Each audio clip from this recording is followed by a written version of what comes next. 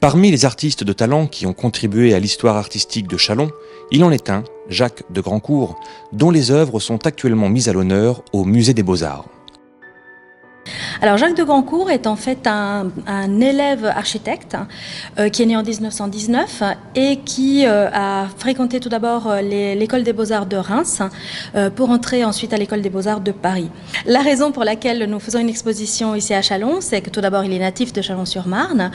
Ensuite, c'est parce que c'est un grand personnage chalonnais, fondateur d'un groupe de résistants pendant la Seconde Guerre mondiale, groupe qui s'appelait Melpomène, dont il a été le membre fondateur et l'organisateur pendant toute la guerre jusqu'en 1945, date à laquelle ils sont arrêtés malheureusement. Et Jacques de Grandcour mourra dans les camps de concentration à Vaihingen.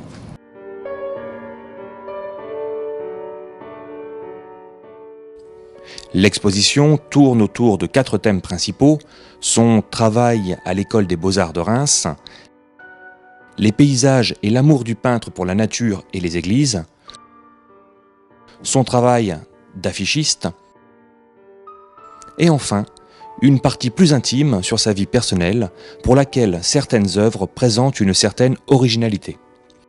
Nous avons eu la chance notamment d'avoir en prêt une porte que Jacques de Grandcour avait peinte pour son épouse Denise quand elle était enceinte, comme elle était alitée. Donc il a peint un paysage pour qu'elle puisse sortir dans sa tête. Et dans cette section intimité, nous avons une série de photos que nous a prêtées très gentiment la famille. Nous avons également une série de menus de mariage, menus de baptême, des cartes de vœux, cartes de Nouvel An, Noël, etc. Donc il a peint pour toute sa famille. Donc certaines font partie de la donation que nous a fait Bruno de Grandcour, donc le fils de l'artiste, et certaines nous ont été gentiment prêtées par la famille. L'exposition prend place au Musée des Beaux-Arts, mais se prolonge au Musée du Cloître de Notre-Dame, ainsi qu'au Musée Garinet. Une exposition, 3 lieux, un parcours, à voir jusqu'au 2 novembre.